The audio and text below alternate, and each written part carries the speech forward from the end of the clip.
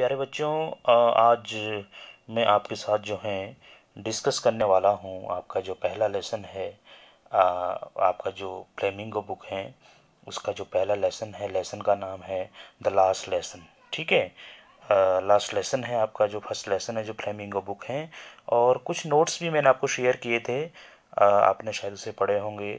और वीडियो भी मैंने वर्ड मीनिंग और जो है एक लॉन्ग क्वेश्चन इस लेसन का जो है उस पर वीडियो बना के आपको सेंड किया था, आपने शायद पढ़ा होगा। तो आज मैं आपके साथ डिस्कस करने वाला हूँ की पॉइंट्स ऑफ द लेसन। इस लेसन में की पॉइंट्स कौन कौन से हैं, इस लेसन में जो है मुख्य मुख्य बातें कौन कौन सी हैं, वो मैं आपके साथ डिस्कस करूँगा। ज़रा देखें, और उम्मीद करता हूँ कि आप इसे ध्यान से सुनेंगे और साथ साथ में इसे जो है अपनी फेयर नोटबुक में जो है इसको नोट डाउन भी करेंगे।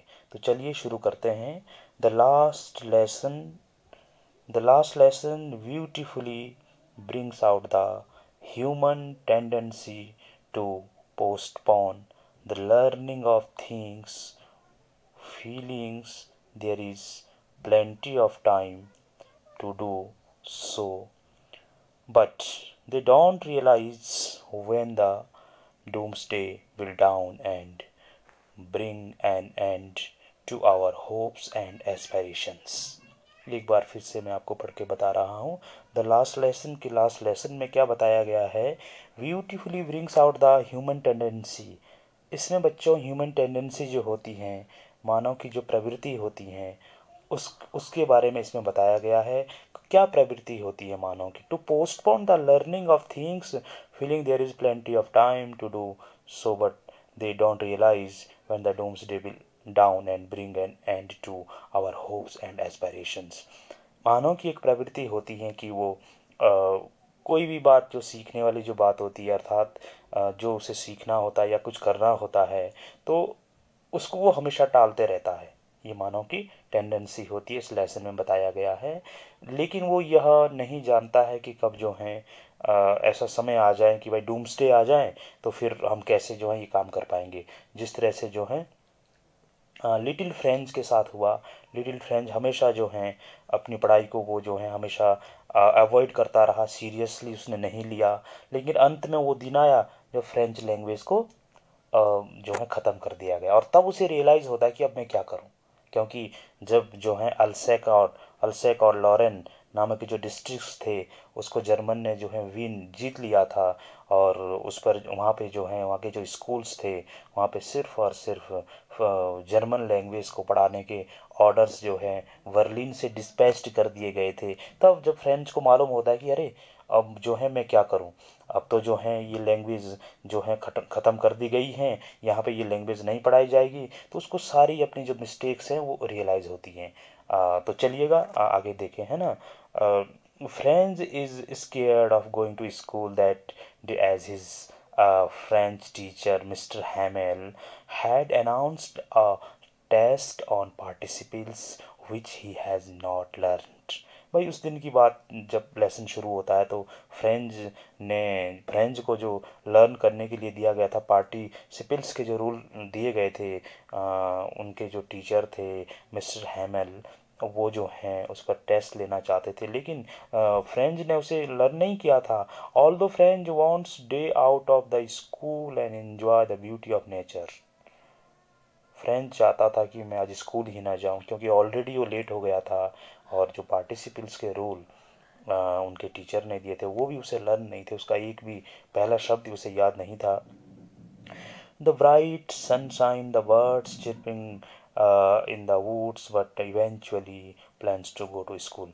ये जो फ्रेंच ने प्लान्स किया कि भाई देखो मुझे जो है अंत में स्कूल ही जाना, लेकिन पहले वो सोच रहा था कि भाई मैं आज ब्यूटी ऑफ नेचर का एंजॉय कर लेता हूँ, बाहर ही घूमता हूँ, स्कूल नहीं जाता हूँ। लेकिन अंत में वो प्लान करता है कि मुझे स्कूल ही जाना, और स्कूल के लिए चल देता है।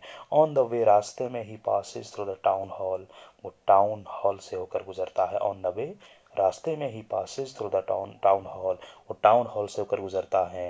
And sees the huge crowd around the notice board, और जो नोटिस बोर्ड वहाँ पे लगा होता है उसके चारों तरफ एक बड़ी क्राउड, बड़ी भीड़ को वो देखता है। He does not stop as bulletin board served all bad news, lost battle, the draft and orders of the commanding officers. He sees Persian soldiers drilling but resists. वो देखता है कि भाई बुलेटिन बोर्ड के सामने एक बहुत बड़ी भीड़ लगी हुई थी, और वो कहता भी है कि आज तक की जो बैड न्यूज़ आई है उनके लिए, वो सब जो हैं इसी बुलेटिन बोर्ड पे जो हैं इसी बुलेटिन बोर्ड के माध्यम से आई थी।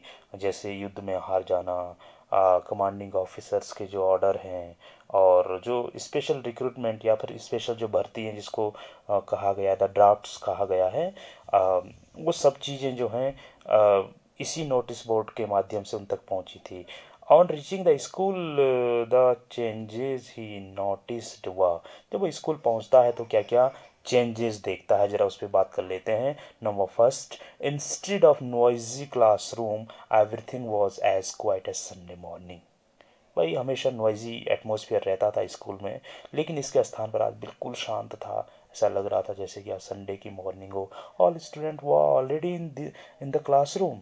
सभी बच्चे जो हैं फ्रेंच के लिटिल फ्रेंच के पहुंचने से पहले ही क्लास में बैठ चुके थे। M Hamel the French teacher did not scold him and told him very kindly to take his seat. M Hamel ने उन्हें डांटा नहीं, जबकि एम फ्रेंच लेट हो गया था। एम हेमल ने डांटा नहीं और उन्हें जो है काइंडली उन्हें कहा कि आप अपनी सीट पर बैठ जाइए। He was dressed in his Sunday best beautiful green coat. M Hamel ने जो है अपना सुंदर ग्रीन कोट पहन रखा था। Frill shirt and black embroidered cap with he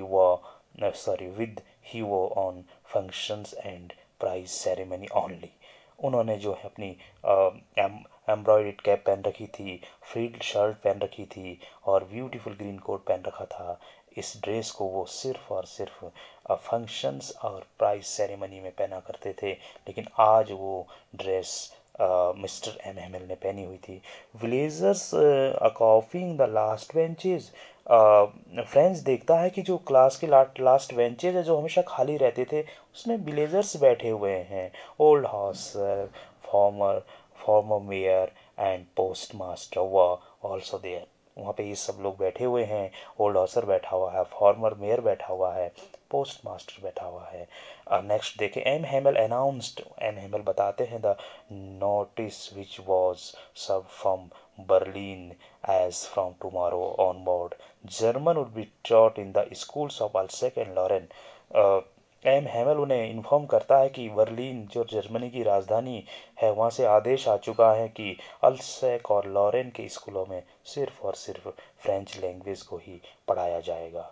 he realises, वह महसूस करता है that is what was put up on that bulletin board, कि उस बुलेटिन बोर्ड में जो है क्या था उसको रियलाइज करता। फ्रेंच कुड नॉट बिलीव, वो भरोसा नहीं कर पाता that it would be his last lesson of French language, कि ये इसका जो है फ्रेंच लैंग्वेज का अंतिम लेसन होगा, उस पर बिलीव नहीं कर पाता है। ही रेपेंटेड, वह जो है पश्चाताप करता है। Does not know his own mother tongue and for not taking his lesson seriously.